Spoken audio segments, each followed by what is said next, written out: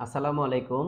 আশা করি সকলে ভালো আছো। আজকে আমরা যে প্রশ্নটি নিয়ে আলোচনা করব সেটি হচ্ছে 1,3 দ্বি-প্রতিস্থাপিত সাইক্লোহেক্সেন। তার মানে সাইক্লোহেক্সেনের ১ আবার ৩ নাম্বার কার্বনের মধ্যে কি প্রতিস্থাপন ঘটবে।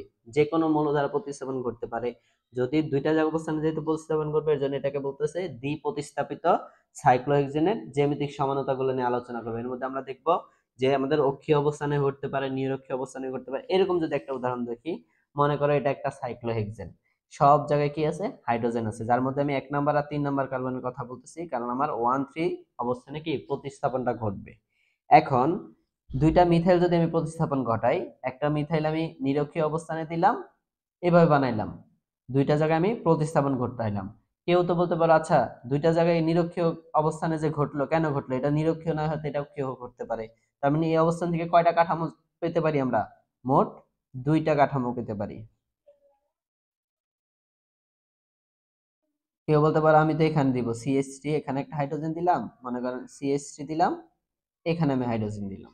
মানে কারো মনে প্রশ্ন করতে পারে আমি একটা CH3 একটা নিরক্ষীয় অবস্থানে দিলাম, কেউ বলতে পারে অক্ষীয় অবস্থানে দিলাম।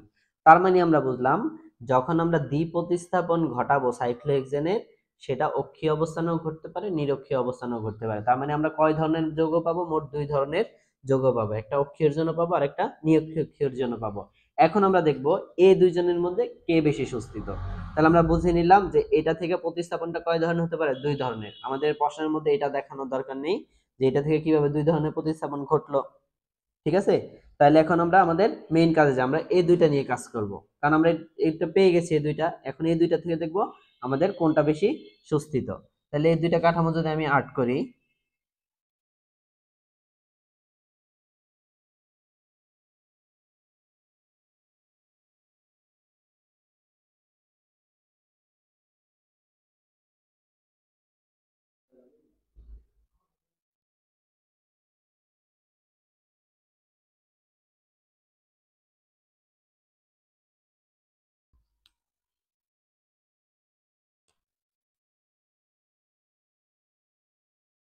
CH3 এখানে দিলাম একটা,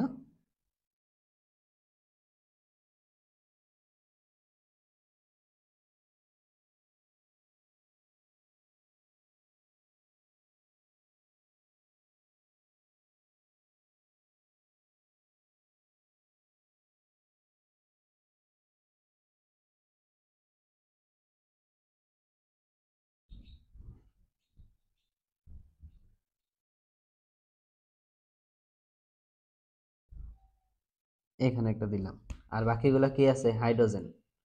আমরা হাইড্রোজেন গুলো চাইলে দেখাতে পারি।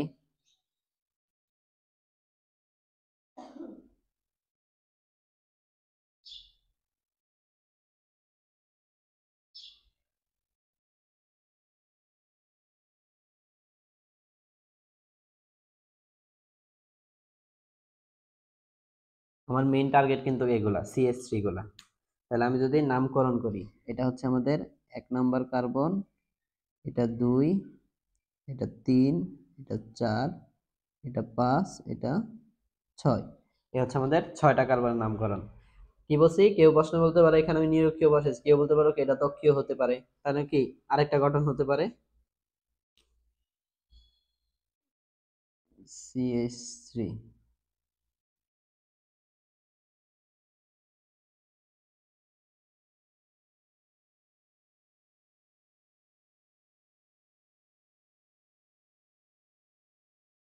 CH3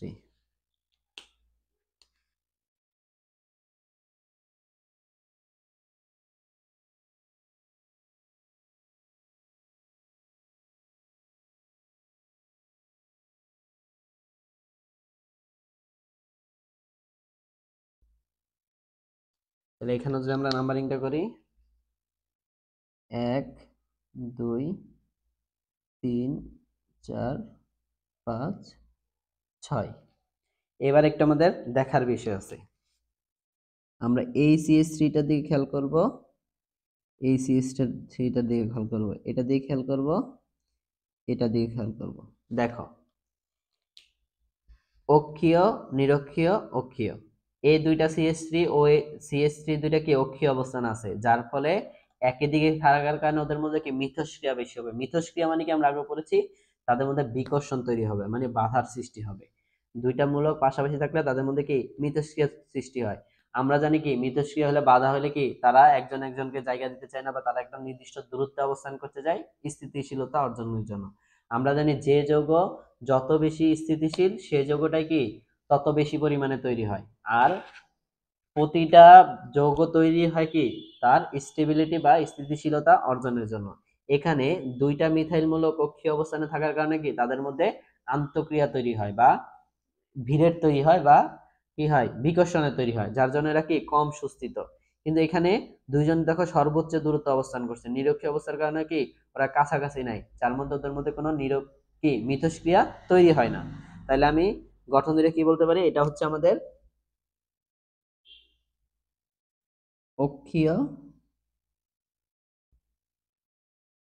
আর এটা হচ্ছে কি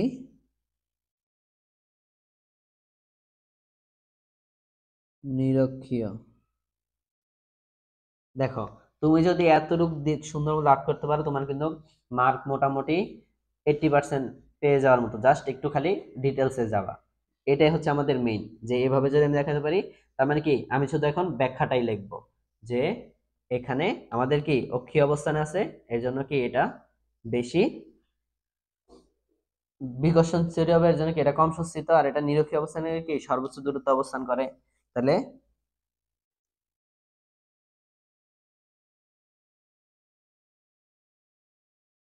অক্ষীয় অবস্থানে দুটি প্রতিস্থাপক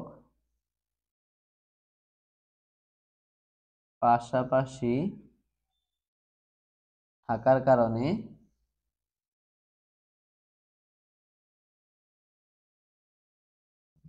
স্টেরিক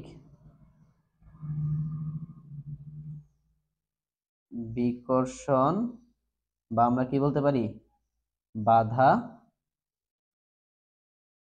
বেশি হয়, ফলে যৌগটি কম সুস্থিত হয়।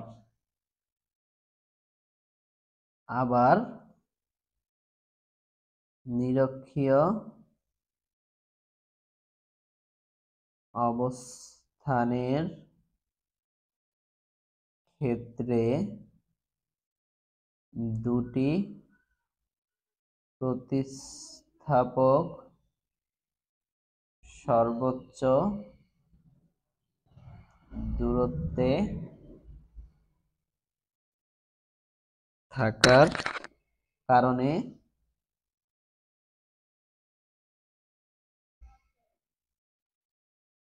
স্টেরিক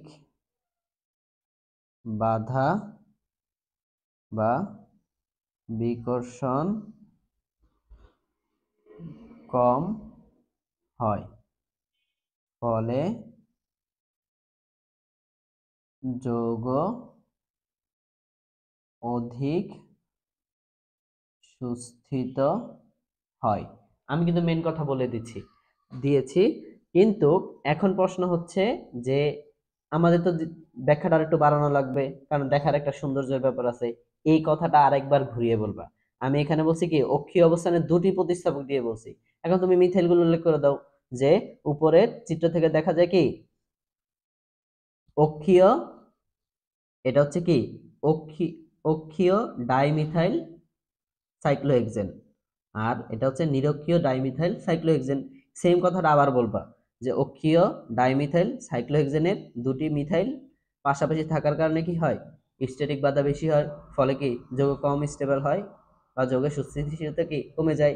আবার নিরক্ষীয় ডাইমিথাইল সাইক্লোহেক্সেনের ক্ষেত্রে যদি আমরা লক্ষ্য করি, তাহলে দেখবো কি তারা সর্বোচ্চ দূরত্ব অবস্থান করে, যার ফলে কি তাদের মধ্যে বিকর্ষণটা কম হয়, এর জন্য কি যৌগটা কম সুস্থিত হয়। একটা কথাকে আমরা দুইবার ঘুরিয়ে দিলাম, তাহলে কিন্তু আমাদের কি দুইটা কাজই হয়ে গেল, আর আমাদের কোয়েশ্চেনটা কি মোটামুটি সুন্দর মতো হয়ে গেল। এতটুকু যদি কেউ সুন্দর মতো লিখতে পারো, আশা করি ফুল মার্কটা কি পেয়ে যাবা। কেউ যদি কোথাও না বুঝে থাকো, অবশ্যই আমাদের কমেন্ট বক্সে জানাবে, আমরা সলভ করে দেওয়ার চেষ্টা করব। সকলে ভালো থেকো। আসসালামু আলাইকুম।